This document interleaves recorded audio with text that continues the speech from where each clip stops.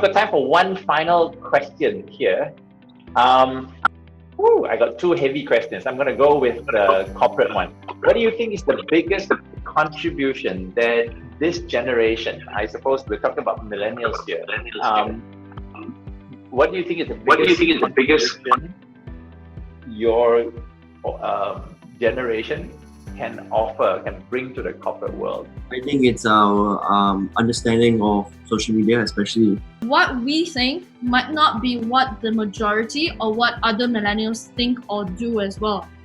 Because there will be people who they are a bit different in a sense where maybe what they can bring into the table is that they are very hardworking. They're very, in the sense that if let's say you tell them to get a job done, they get it done really, really fast. They're very efficient and all that. You give them an order, they get it done fast.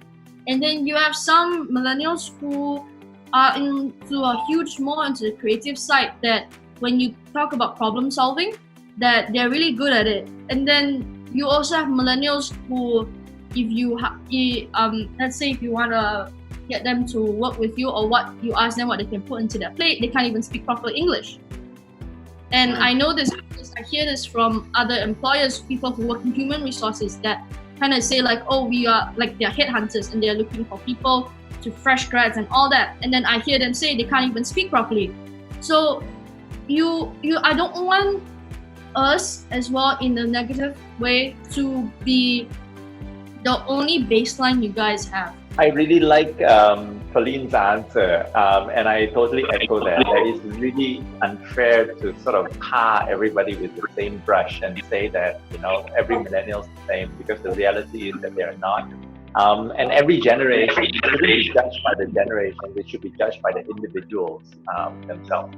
So, and I've got one final question, and I'm going to close the session with this final question because it's a pretty heavy one. What do you think the world is going to look like after this COVID crisis, the future of the millennials coming into the working world?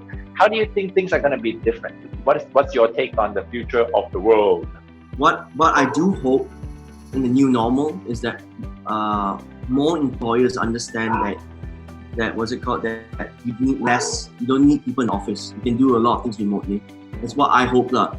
Because I think if the employers, especially in the corporate area, just kind of realize, we don't really have to go 8 o'clock in the morning to do this meeting where we can just do it in 20 minutes. So, alternative view on grading, there are two sides of it, and the idea is if you don't measure something, how do you improve on it? So, I'm going to skip it through. So, perhaps it's not the grading that is the issue, but what we ascribe to the grade, i.e., A is smart and C is stupid. Any thoughts? So, you've got 2 minutes, so make it count, bro. I can do that perfect. I agree with that 100%, that it's about our view about the grade, but I also think it's about especially about general grading. I did my ACE test, and I don't think so you would hire me if I wasn't certified, because I passed this test, and I would trust someone more when someone passed that test because they are set to a certain standard. What I think is also the problem is that a lot of tests are best based on memory, where I feel a lot. It's not based on understanding as well, especially on understanding. That's why I think it's not only the issue about how we view the grades, which is also a big factor. It's also about how you are graded. Are you graded by memory? Do you have to remember these 100 things, or are you graded by your understanding of the material? That's where I think this system fails. But I completely agree. Grading should exist because I don't want to go this class of engineers all passed. And suddenly all the buildings are crooked, Yeah. So grading is important, but it's about how we view it and also what is graded upon, understanding or memory. So there you have it, ladies and gentlemen. That's from the mouth of potential soon-to-be world champion, we hope.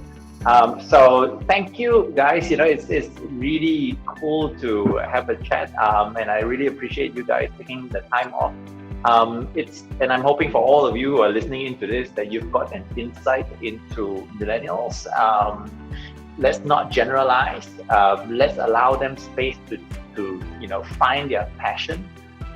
Let's create a working environment that is results-based rather than just activity-based. And last but not least, let's hold them accountable for high standards.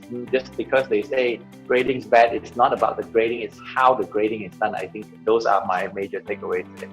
So Colleen, Nick, thanks very much for your time, guys. You know what? So stay safe. Have a great week ahead. All right. Promote anything? No, thank you guys for having us. It's such an honor, and of course, we hope that our insights, we hope we didn't offend anybody, but we hope that we're able to help in any way that we can. Definitely. Thank you all for listening in our thoughts.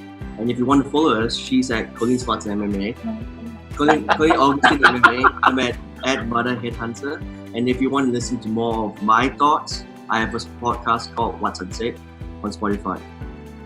Okay. Yeah. Okay. Yeah. Gotta promote. Gotta find me excuse to promote. Thank you. Thank you for that's a lesson for all you not so young people. That's how you slide in those advertisements on IG, man. That's good stuff. Thank you very much.